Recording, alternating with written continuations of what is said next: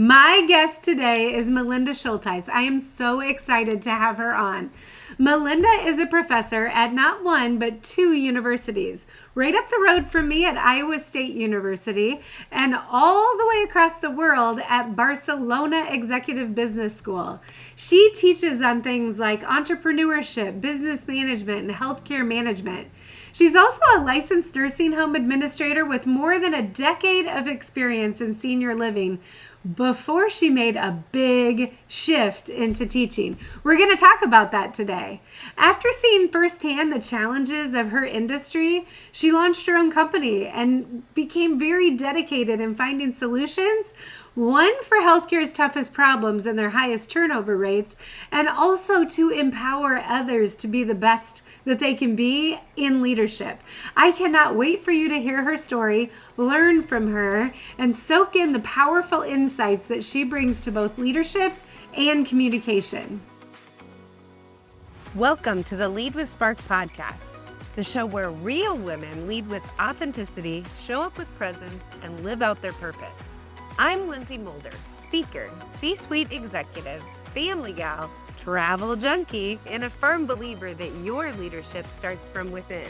Around here, we go beyond the fluff. We talk about the real stuff no one teaches you in leadership training. Your values, your superpower strengths, boundaries to stop burnout, and how to quit being the chaos coordinator of your own life. Whether you're building a business, leading a team, or just trying to stop feeling stuck in the daily grind, this is your space to get clear, get aligned, and finally lead with confidence. So let's cut the noise and reconnect with the spark that makes you, you. Let's go get our spark on. Welcome, Malinda. I am so glad that you're here today. I'm very excited to chat. I know I've got to know you a little bit already, but our listeners haven't. So why don't you share a little bit about you and all this amazing work that you're doing? Well, thanks for having me on. This is great. I love being a guest on a podcast whenever I can, and you were a perfect fit for this. So thanks for having me. My name's Absolutely. Malinda Shultice, and I'm a professor at Iowa State, and I also teach at a college in Barcelona, Spain. So I teach entrepreneurship, business management, and healthcare management classes at Iowa State, which I think really will tie in perfectly with everything that we get to kind of dive into today. But in addition to that, I also own a consulting company that predominantly helps improve employee morale and try to reduce turnover in healthcare. Because prior to being a teacher or a professor, I was in senior living for 10 years. And so it was a really rigorous time, lived through the pandemic, both pre-pandemic, post-pandemic, all of those things. But I learned a lot and I messed up a lot along the way. And I thought, how can I help other people and help this industry? So I started a company about a year and a half ago. So I completely switched gears. And I'm on this new journey. And so I teach and I own a company on the side. That's a little bit about me. Yes, I love that. Tell me kind of a little bit about what you thought. That was a big career shift. And Hmm. I mean, I know you shared with me kind of your age. It's like you had this whole career and now you're starting a whole new one. What was the thought process? Because I know a lot of our listeners think about that same thing. Yeah, that's a great question. I like that you asked that because, I got into my first management positions in senior living right out of my undergrad degree, which I was completely ill prepared for. I shouldn't even have been given that job, but the state of Iowa deemed me okay to manage retirement communities and people's well-being. But in that same breath, I had to grow up really fast and which also helped to expedite any sort of leadership skill sets that I was lacking because I had to figure it out. No one was coming to save me. I had to figure it out. And I was able to work for nonprofits and for profits. And so I really got a nice view and differentiation of how those worlds look. And it gave me different perspectives. And then, about that 10-year point, I'm in my early 30s now, and I thought I'm either going to continue on this trajectory and I'm going to end up in, the home office level, the senior leadership level. But that used to excite me when I was younger. I'd say probably 5 years into my career, that's what made sense. But then I changed somewhere along the way.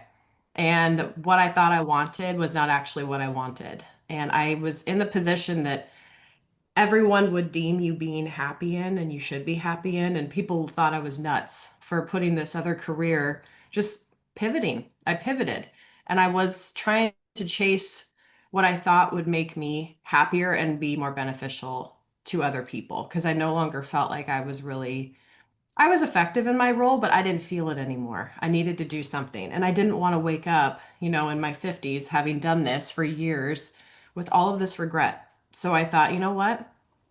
We're going to just make a change. I'm lucky I have a pretty supportive husband. So he was like, you know what? Let's just go do this now. And I literally, there was a 1 week overlap between me closing out this chapter in senior living and teaching at Iowa State. So I was finishing a job and then going to teach, which I was absolutely petrified to do because I had 100 students in a lecture hall staring at me. And I felt imposter syndrome had never been more real. I mean, I knew what I was doing in healthcare, but this was not what I thought I had signed up for. And I ended up leaving the class and I thought, okay, I've made the right decision. And I've never looked back. So it was a hugely and wildly emotional journey. But once I just taking that initial plunge was the worst part. Especially when you are getting paid well. Oh, I loved my team in healthcare. There really wasn't anything fundamentally wrong. I just had changed and I needed to do something different. And that's why I said earlier on, I'm still on this journey because I don't know as a business owner if you ever fully arrive. You're always yep. evolving, changing. And so I really love that. But academia, I feel like I'm still in the healthcare game enough that I can help these upcoming people be more prepared for the field than I was. If I can help that at all, Yeah. that's the goal. So Yeah. that it was an emotional journey and still emotional, but I am better for having shifted and done something different. Yeah. You touched on so many things there. You touched on the fact that there's no blueprint for leadership, and we're going to talk about Mm, that a little bit more. You talked about the fact of being bold and recognizing within yourself when something has shifted. yeah. And it's so crazy because so many people think I had this mission and this is what I need to do, but we have new experiences. We meet new people, our Mhm. lives change, and in our gut, we can tell when that shift needs to take place and we need to go for it. But yet so many people are scared. Like you talked about the handcuffs of money and our bonus that's coming in February or March. We don't want to leave that. And Mhm. yet we stay in these positions where we're not necessarily fulfilled and might have this thing that is so much better on the other side, but it's really scary to Yeah. go after it. Yeah. Yeah. And I love where you're positioning your new business because you're coming into the core of the ripple effect that impacts people personally and professionally by Hmm. really honing in on that leadership role. Can you talk Yeah. that? Tell me a little, I mean, just share with people a little bit more about that. I didn't want to, jump right into all of the stereotypical things that exist about leadership. I really looked at the journeys of myself and those around me that I watched struggle in healthcare, especially.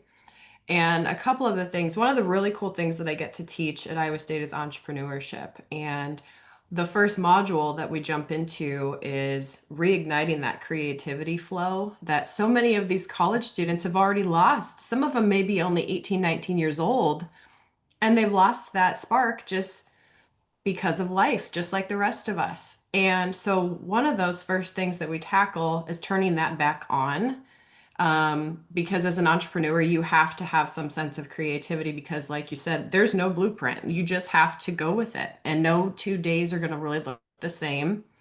And so then it really got me thinking, okay, but curiosity is one of the things that died out in me throughout my 10-year period because I had deadlines, I had care conferences, tough conversations with team members and family members, and it was hard to come home and also explain the job and the rigors that I was dealing with to my husband, who, if no one's in that healthcare world, they sometimes just don't get it, and that's okay. It's just you start to kind of suffer in silence, and I thought, how can I reignite these basic inherent qualities that we have to make us better leaders? And so curiosity and creativity really lies at the core of what I try to help people to reignite, because we're all born with it, at least to some degree. Some are much more than others, but we lose that along the way. So I really have honed in on those elements of leadership. The other piece too, and survived is probably a bit melodramatic, but I survived senior living in the role that I had that has over 100% turnover because it's so rough. Um, because I was able to lead in a compassionate, empathetic element. And I know those are two difficult words when Mhm. it comes to leadership. But I really tried to fine tune the soft skills, which actually in turn are not all that soft. Those are hard skills, Yeah. which is kind of a funny Such a way to myth. look at it. Yes, those soft skills are really hard to fine tune. So that's the other thing that I really kind of jump into with leadership is helping people to become more empathetic and curious leaders so that maybe I can help them not feel the way that I did, or maybe Mm. help them if they do want to take that plunge, feel a little less petrified that it will be okay if you lean into those different elements of leadership because they're really transferable in so many different industries. You can leave one and go into another as long as you have these basic core values, kind of tapped into as a leader. Yeah. So those are really my areas of focus. Yeah, I talk to a lot of recruiters and they will say, we can teach people the basics all day long, but you can't Mhm. teach people empathy and Mhm. curiosity and compassion and all of those communication skills, all those things that you're honing in on right now. Yeah, and that's exactly what you just hit the nail on the head. It's so communication based. It's how we relate with others and connect. And that's, you know, we're given those tools and those skill sets, but Um, we lose those along the way for a number of reasons, but also some people just, they lose that sense of how to effectively communicate just from human to human. It doesn't necessarily have to be that hierarchical, boss to direct report. I mean, we're all just people trying to accomplish a similar goal within an organization, but we lose sight of that sometimes. So how can we effectively communicate across barriers and through barriers that we have? And that's, yeah, you absolutely hit the nail on the head. It's so communications based. Yeah, yeah. Can you break those two components down for us? So tell me a little bit more about just curiosity, because people will tell me all the time, well, I ask good questions, but Mm-hmm. yet their minds are closed. And I know just in Yeah. the way that they say it, what's happening. So Yes. how do you think about curiosity and maybe teach people that? Yeah, absolutely. So I, again, didn't think through all of the things until after I had a moment to think leaving my healthcare job about what it takes to be a curious leader and what it takes to be a compassionate, empathetic listener, and really at the core of them. So, curiosity stems from this root of actually wanting to know what the other person is thinking and not just, Mm. as leaders, oftentimes we're asking questions that are closed ended because we just need an answer and we need to move on. We're busy, that other person's busy. And instead of taking 2 to 3 minutes and actually just listening actively, so, because that's what needs to happen in order for that curiosity spark to kind of ping a little bit. We need to pause long enough to hear what the other person is saying. And I have a phrase that I say, we need to care enough to hear someone's story within their story. And that does not need to take 25 minutes because no one has 25 minutes to just give in most cases. So really that curiosity spark needs to begin with being an active listener in that moment. And so that kind of segues a little bit into though that compassionate leadership piece because that also ties in with you may not realize it, but that is being an empathetic leader to some degree and an emotionally intelligent leader. And sometimes as leaders, we don't recognize how big those moments are for people if we can just give them even a couple minutes of our time. But it also fills our cup as a leader. So it helps that curiosity piece. So curiosity, really at the root of it, is being open to listening to that other person, whether you decide to use their idea Mhm. or not, but just connecting with that person. And so, and we might jump into this here in a little bit, but I really took a deep dive into this idea methodology, which is a basic conversation platform for people And this is what's fun to do in workshops because I give them an active listening exercise. Some people love it, and some people just want to run away from me. They Yeah. can't get away from me fast enough. Yeah. But the acronym is IDEA, and it is, you introduce yourself to a person. You say, "Hi, my name's Melinda. Nice to meet you, Lindsay." You get to the D, and that's the discovery method. That's when when you're having this small talk moment with someone, that's when you can pick up on something they've said, and that's how you can dig a little bit deeper. That's kind of your into the Okay. conversation. All right. So you can kind of figure out a way to connect with that person after they've said, after the basics, hey, my name's Melinda. What's the weather like today? We do all those basic small Yeah. talk things. And Once then we you get try to past find that, that common nugget yes, between the two yes. of you. The Yeah. D is the commonality. So the D is where we actually start to discover a little bit of who that person is. And then you get to the E, which is the exploratory portion of it. And that's when you really start to get to the heart of the matter of what it is that the person is wanting to talk with you about, even if it's someone you don't know. Because people are pretty apt to talk if they know that the person is actively listening that they're speaking with. And Yeah. then, the final piece, and this is huge for a leader, is the A part. This is the application because so often as a leader, we are busy answering questions for everyone else. We're thinking for others. We're constantly just on our toes trying to pivot and solve the next problem. But we're not always great as leaders at holding other people accountable for Mm. those elements of a conversation where they can walk away with a task and we don't. Because that's one of the things that I reflected on when I left is I was kind of an enabler. Um, and I noticed that somehow people would come to me and I would have this, I was accidentally doing the idea methodology without realizing it anyway. The A part was always missing for me, the accountability and the application piece, because somehow or other people would leave a conversation with me, even if it was 2 or 3 minutes long, and I had something then on my to-do list to do, rather than it being a task that they could probably tackle. Um, Yeah. and so that method, so that A part is huge because it helps us to empower and get our teams to be more accountable as individuals. And this really doesn't have to take all that much time, but it really can save a lot of that burnout, that low morale, helps to reignite that curiosity. So it really ties into just being a more effective communicator and taking a couple of moments to actively listen to what it is they're saying. But we don't always have to, as the leader, leave with some sense of responsibility from the conversation. We can empower the other person to do so. So Yeah, that's I kind of, think that's really important. The A, people don't realize when you're giving that A away, you're probably creating a new skill set in someone. You're giving them stretch opportunities. You're yes. empowering them.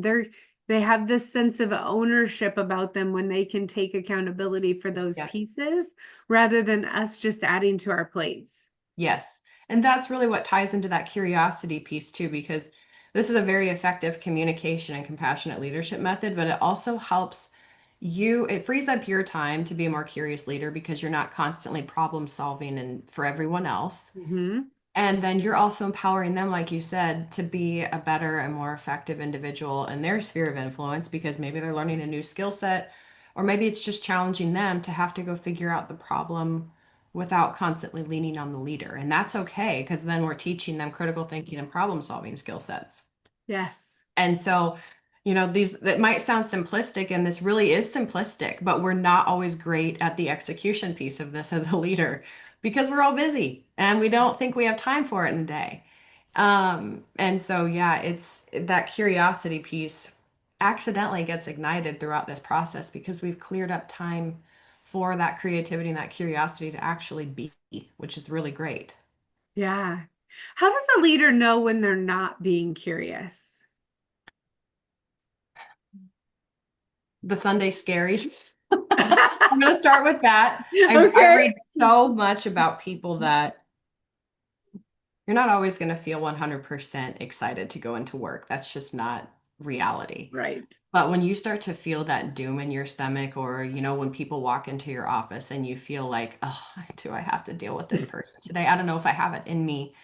And you're really starting to, when you have a moment and your mind starts to wander, Where does your mind wander to? Is it to these places of you trying to escape to do something else, or you're thinking about what's next, as far as you're excited at the prospect of getting to go home to work on your side hustle? Are you feeling empowered when you go to work that you are also being invested in to grow as both a leader and an individual? Because we are inherently always going to want to be invested in personally and professionally. And so when those things start to die out and you're starting to go through the motions and you are finding yourself a little bit reclusive to wanting to connect with others, especially in a leadership role, you cannot avoid people in most cases. And when you can start to feel, If you can, you're not in the right role. yeah, that's when you probably should reevaluate altogether. Yes. But those basic necessities of excitement or any sense of joy that you had throughout the day from the little things started to dissipate, that's when you need to reevaluate, because that curiosity has gone out for probably various reasons. And how can you figure out, maybe some people want to figure out how to reignite that without leaving their job? Because honestly, maybe had I been better about this idea methodology and recognizing it in the moment, maybe I would still be in healthcare. I might have saved my own self, but other people then might also get to the point where I recognized it was time to do something new, and that's okay. But we cripple ourselves because we get scared, and it is scary. But there also has to come this moment of realization that I got more scared to stay put where I was than to take the plunge. And that's when you have to give yourself permission, no matter what that looks like. You owe it to your curious self to go try plan B. But the important thing is to know is you don't have to leave your position to re-spark this curiosity. You can do this in a way that, again, just a few of these conversations per day might give you your cup to be filled enough to Hmm. reignite your why, about why you show up to work every day. And it helps you to connect better with your team. And it really just it helps you want to be there on the days especially that you don't feel like you want to be there. Yeah. Yeah. I've found when I go into companies and I start working people, I can tell when they've lost curiosity and compassion because their own plates are too full. Their Hmm. team won't do anything without direction, Hmm. or little things like I'll ask them questions about their team members and they won't have any clue because they Hmm. haven't asked and invested in Yeah. time with them. So Yeah. it can be a lot of different ways that you figure it out. Yeah. But once you do, it's eye-opening to what your leadership can take off and accomplish. Yeah, absolutely. And, we don't have to be, we're in this phase right now where there's people leading that are of all different demographics and ages. And it's kind of interesting to see the differences in leadership styles from one generation to the next. But the way that we are, from the seat that I'm sitting in right now, and teaching the younger demographic of individuals right now, they're going to always want that invested sense of Yeah. growth and that relationship. And in order to attract these up and coming generations, we're going to have to acclimate to these shifts of thinking, even though it might feel like Yeah. I've never led like this and I'm not really interested in it, but we have to evolve and change with the times in order to be more effective leaders. And Yeah. it really does lie so much within these skill sets that they're not they're not training checklists that they're not tasks you can check off. These are active things that you have to work on every single day. But the nice thing is once you actually invest in this, you become a better person or personally too. It bleeds into every area Yes. of your life. And so things that you maybe were not finding fulfilling in your personal life, maybe you are, because you're better able to connect in an authentic way that you weren't before, because you were bogged down thinking about work, or you were stressed about this, or you were dreading that. So that's the nice thing about this is it's really all encompassing for every area of your life. Oh, I And couldn't agree more. yeah, Yes. So yeah, having said that, what's one or two things that our friends listening could do right away to put this into practice and create that ripple effect? yeah. So one of the things that I tell very busy executives, especially when I see their calendars and they have like 5 minutes blocked out for lunch, or maybe they're Yeah. eating while they're, Or not at I ate all. while I did There's lunch. Yeah, yeah, yeah, three exactly. I was meetings at lucky that some time. days if I Yeah. drank water, which sounds pathetic, but it's the truth. Um, one of the things that two of the things I challenge or would challenge them to do is try to find 2 to 3 people that maybe you don't know that well and try this active listening method with them. And it honestly just take 3 to 5 minutes. And it doesn't have to be this in-depth conversation. You don't have to solve the world's problems by the end of it. You just have to tell your brain to actively listen. Because, and when I say actively listen, that does not mean thinking about the 14 things you need to do when you get back Right. to your office. You need to be engaged in the conversation and actually hear what it is they're saying.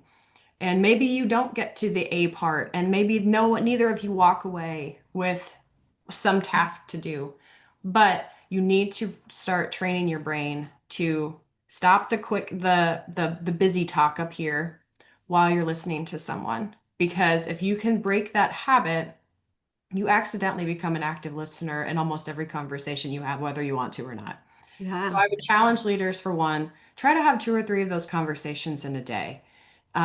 Because you'd be amazed how like great that person's going to respond, but also you yourself. The other thing is too, and I had a CEO that I worked for that did this, and this might be a little bit of a stretch, but I always challenge leaders. He always had this blocked out time, and it was only a week or an hour once a week on his schedule. And Okay. that would be his brain dump, brain think time. And he wouldn't have his electronics around him. He would just go and brainstorm, think, be curious, maybe go for a walk while he did it, but everyone knew not to schedule anything during that time.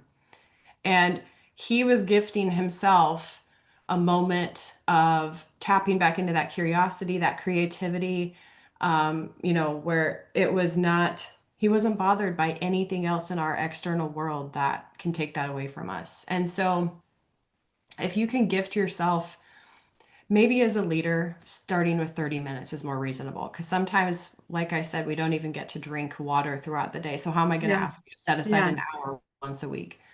But setting aside 30 minutes to just quietly put your phone on silent, shut your computer down, maybe go for a quick walk, and just spend some time letting your brain wander, because that's how you can actually reignite that curiosity that is deadened, because we never actually give ourselves a moment to just be.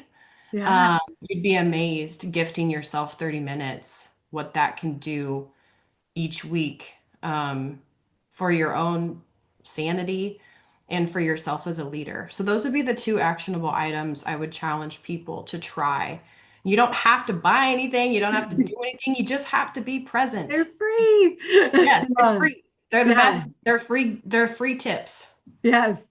And I know our listeners like to go above and beyond. So I think 60 minutes is fine. And I say That's that great. because for most of us women in leadership, it takes us 30 minutes just to clear all the chaos happening. Yes. I mean, we're thinking about laundry and dishes and what time we have to pick up the kids and is the food in the crock pot or not? Did Yes. I start that? I can't remember. Not to mention the rest of the meetings for the day, the emails stacking up, the text messages, all of the things that your employees have going on.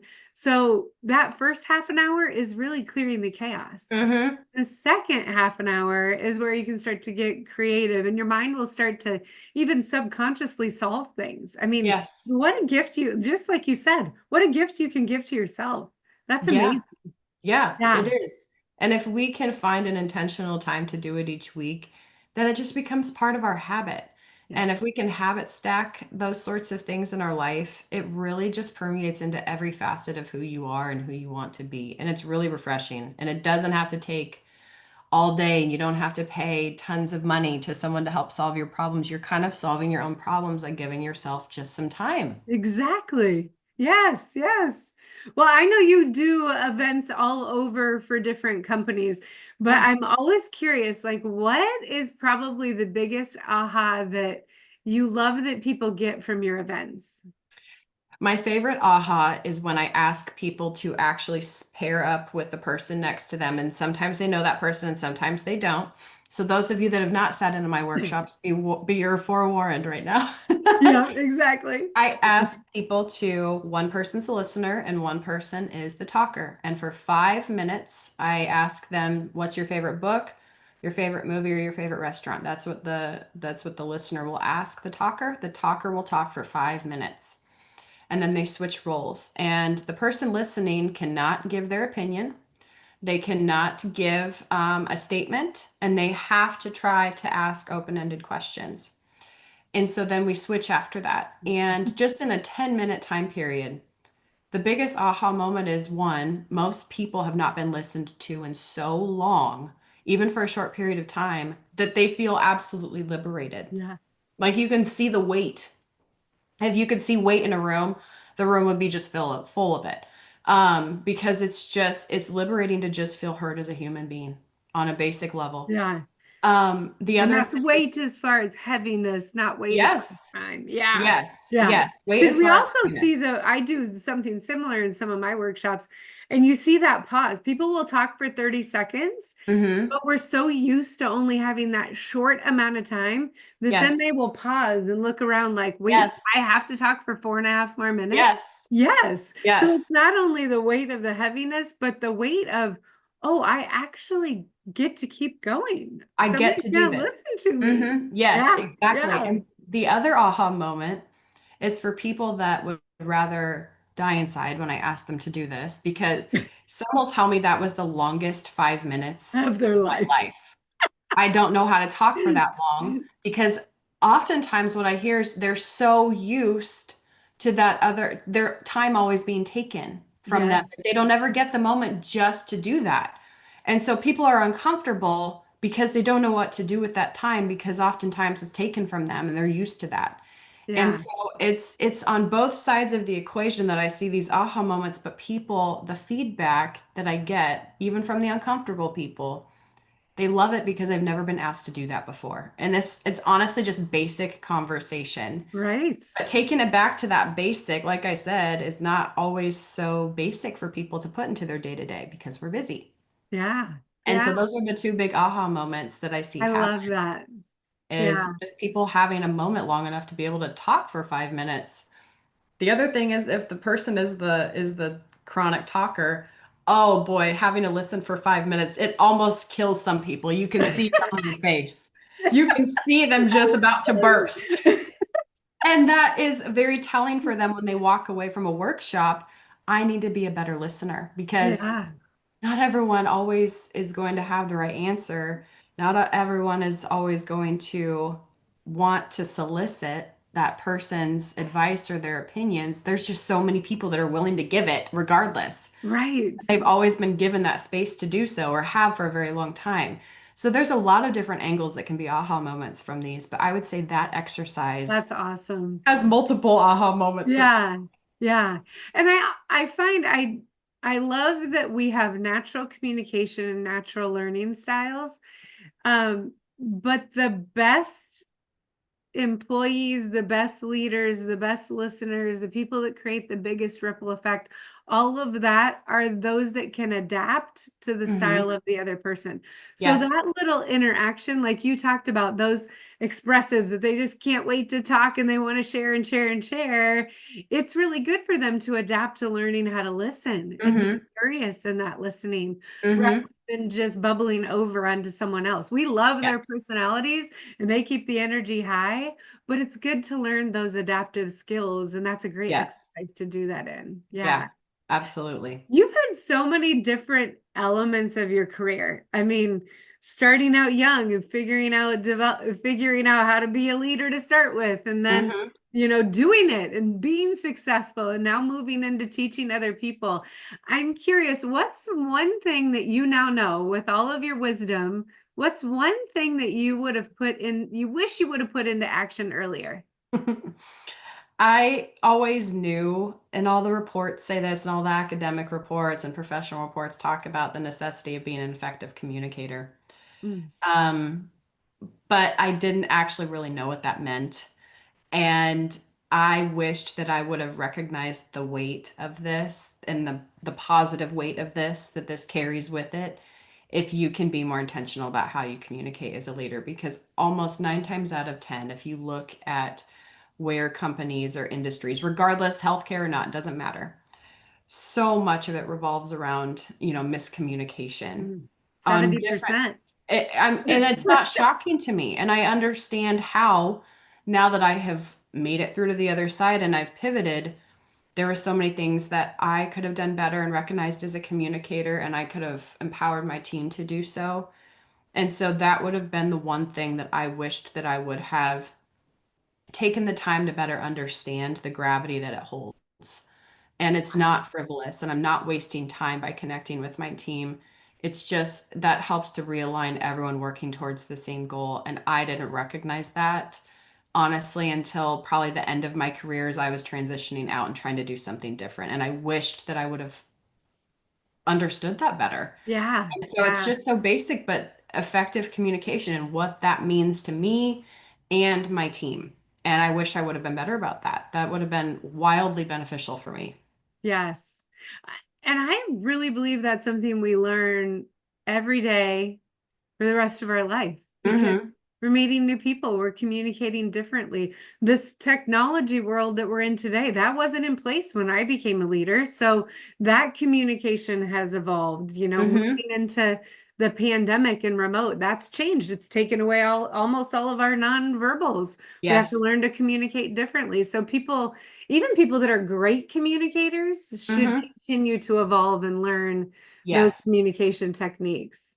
And Absolutely. the other thing is too, that's a great point. And that's the other thing too in all of this is with the introduction of Chat GPT and AI and all of that, it will be more important now than ever that we continue to hone in on these communication skills because no software or technology is ever going to replace that emotional connection that people have. It will never be able to accomplish that. It may craft a beautifully professionally sounding email or LinkedIn post or a paper for a student, let's Yes. be And honest. it can even But AI your voice, but it's yes, it not will never be this. right. And we have to recognize that as leaders, we have to continue to focus on that because that will never be replaced by any sort of software. Yeah. And that's So really, true. So yeah. true. Yeah. What's one message you want to leave with our friends today? What's one thing that bubbles up and that you want them to know?